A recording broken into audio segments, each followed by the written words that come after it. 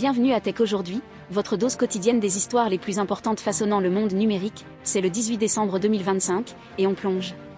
Aujourd'hui, on retrouve un certain nombre de développements surprenants, allant de l'adoption massive de la vérification LinkedIn à un projet de fusion nucléaire véritablement ambitieux. Commençons. LinkedIn fait une déclaration sérieuse sur l'authenticité. Le programme de vérification de profil de la plateforme a explosé, particulièrement en Inde, avec un nombre stupéfiant de 30 millions de vérifications ajoutées annuellement. Maintenant, plus de 100 millions de membres ont franchi le pas pour vérifier leur profil, et c'est en grande partie grâce aux confirmations professionnelles, 60%, ou aux pièces d'identité gouvernementales, 27%. Les États-Unis restent le plus grand acteur, représentant 40% des utilisateurs vérifiés, mais au niveau mondial, le programme Vérifie de LinkedIn s'avère incroyablement efficace pour augmenter les vues de profil et l'engagement. Mais attendez, il y a plus.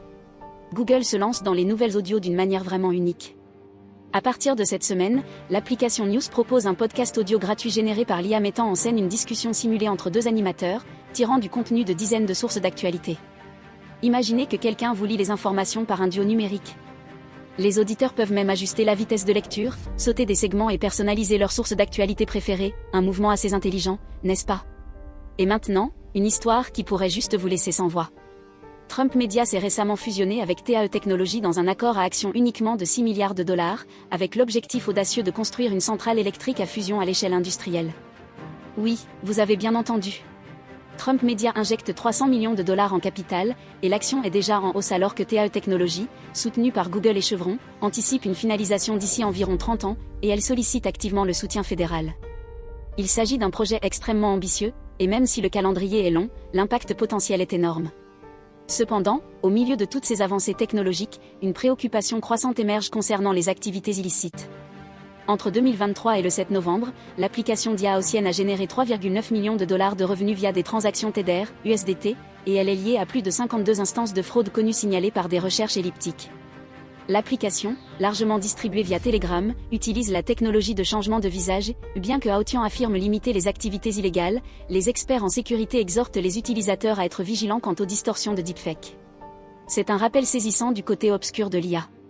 Et cela devient encore plus urgent. La semaine dernière, Greenoise a lancé une attaque coordonnée ciblant les portails Global Protect et Cisco SSL VPN, lançant plus de 1,7 million et 1,273 tentatives de connexion, respectivement.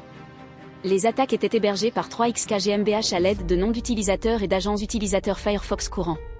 Palo Alto Networks et Cisco ont conseillé des mots de passe forts et des audits en raison de la prospection de crédentiels automatisés, ce qui a affecté les entreprises du monde entier. La cybersécurité reste une priorité absolue. En cherchant des nouvelles automobiles, Kia et Hyundai prennent des mesures pour répondre à une tendance, le vol des Kia Boys. Entre 2023 et le 7 novembre, environ 9 millions de véhicules de 2011 à 2022 dépourvus de technologie anti-vol sont proposés pour des réparations gratuites d'un montant de 500 millions de dollars. Le règlement découle d'une tendance au vol facilité par des méthodes de câbles USB et des vidéos sur les réseaux sociaux. Les constructeurs automobiles mettent en œuvre des immobilisations de moteurs dans les modèles futurs et ont déjà versé 200 millions de dollars de dommages et intérêts. Maintenant, passons à un sujet complètement différent. Atlas Obscura, fondé en 2009 avec 32 000 sites, est en train de connaître une transformation majeure.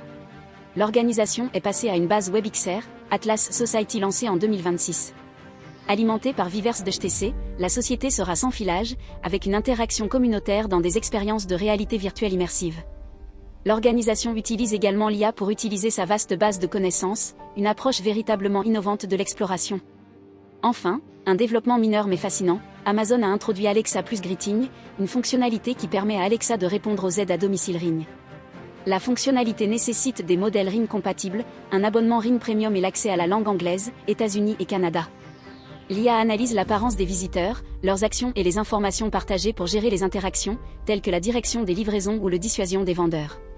Elle peut également collecter des messages et gérer les interactions d'Halloween, avec des enregistrements accessibles via l'application Ring. Et voilà votre revue Tech Aujourd'hui pour le 18 décembre 2025. N'oubliez pas de consulter notre podcast pour plus d'informations sur les dernières actualités technologiques. Vous pouvez nous trouver liés dans la description. N'oubliez pas de vous abonner et de partager vos réflexions, nous aimerions avoir votre avis.